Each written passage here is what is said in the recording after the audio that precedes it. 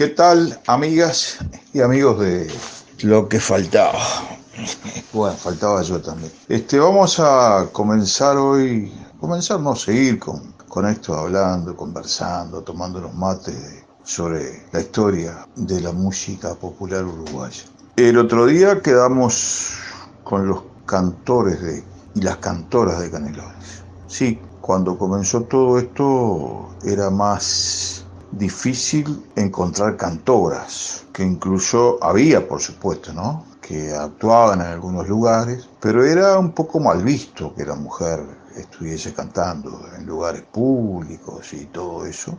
Y además era mucho más difícil que llegaran a grabaciones. Entonces, dentro de lo que es el panorama de cantoras de Canelones, nos han quedado pocos registros, lamentablemente. Y sabemos que hubo muchas y muy buenas. Y siguiendo con los músicos y cantores de Canelones, también hay muchos que no llegaron a grabar, pero que son muy recordados y reconocidos en las distintas comarcas o pueblos del departamento. Entonces, todas esas personas llenas de arte, de sueños, también dejaron para nosotros un legado muy importante. Un legado que nosotros tenemos que valorar como tal, porque en esto de la música, en esto del arte, no todos llegan a ser famosos o a trascender, sino que hay mucha gente que hace su aporte siendo a veces olvidado en todos estos casos por la historia, ¿verdad?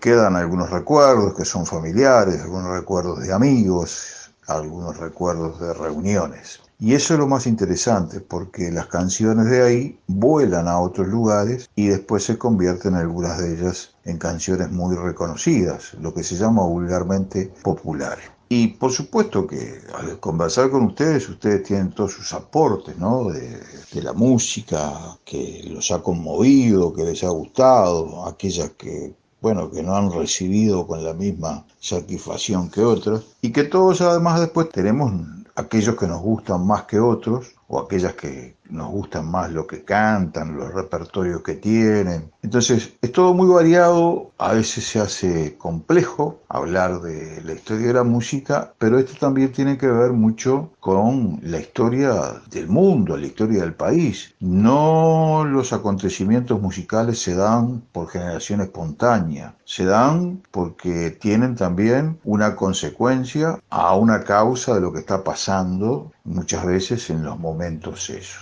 Por ejemplo, ahora estamos asistiendo, y esto va a ser parte de nuestra historia también, ahora es presente, a un fenómeno totalmente nuevo para nosotros, los de esta época, esta generación. ¿Por qué nuevo? Porque siempre hubo estas enfermedades que nos ponían en riesgo a las humanidades, pero no tanto como como este coronavirus. Entonces, ¿qué pasa con la música ahora? Porque la música, por lo general, últimamente se estaba haciendo en escenarios para que el público concurriera, para que la gente disfrutara sobre el repertorio de un grupo, de un artista. Bueno, en este momento nos vemos un poco limitados a eso, o bastante, sería muy limitados, y entonces los artistas no tienen dónde presentarse, ni los más encumbrados, ni los más famosos, ni los más emergentes, o aquellos que incluso desarrollan su actividad todos los días en los ómnibus, en las plazas, para obtener un salario mínimo. Entonces, eso no está ocurriendo. Y aparece otro elemento, que es el elemento de escuchar la música a través de los receptores que tenemos para escuchar música, que son muy variados, y también para acercarnos mucho más a los programas de radio, donde se difunde no solamente el comentario sobre la enfermedad o sobre la pandemia, sino donde hay música. Y la gente se empieza a refugiar en esas cosas. También se refugia en estas nuevas tecnologías que ya no son nuevas, son viejas, porque son desde los fines del siglo pasado, como son toda la parte de lo que podemos ver a través de la web, de los teléfonos celulares, y bueno, podemos entrar a YouTube, podemos entrar a distintos sitios para escuchar y ver música, ver a los que están haciendo la música. Y ahora tenemos otra modalidad, que es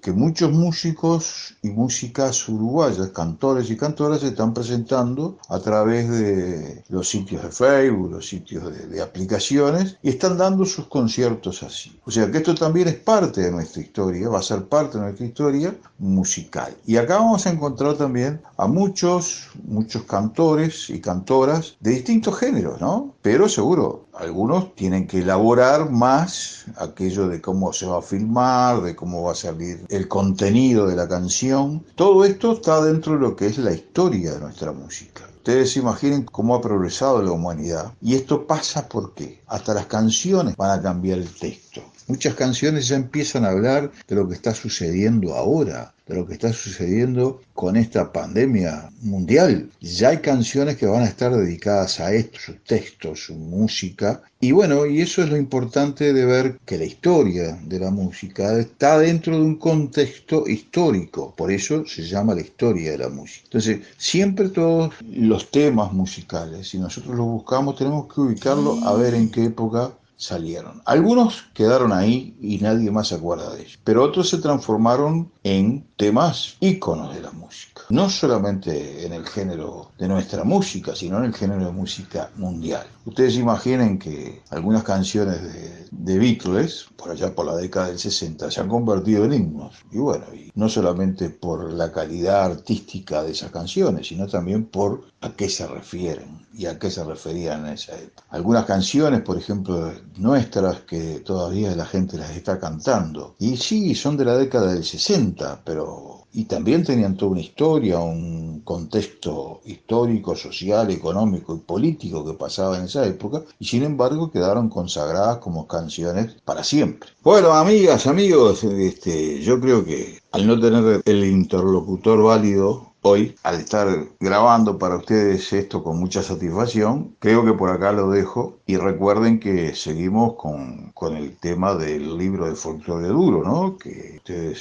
ya saben que eso lo va a ir agitando como hace él con mucha calidad y desvergüenza, sin vergüenza, o con vergüenza, digo, perdón, Chucho. Y bueno, y seguimos en contacto. Lo que no sabemos me parece que ya está medio postergado para más adelante, es la presentación de Canarios, mucho más que música en el Politeama. Bueno, nos encontramos la próxima semana acá en Lo que Faltaba y muchas gracias a todos por su atención y espero la devolución de ustedes.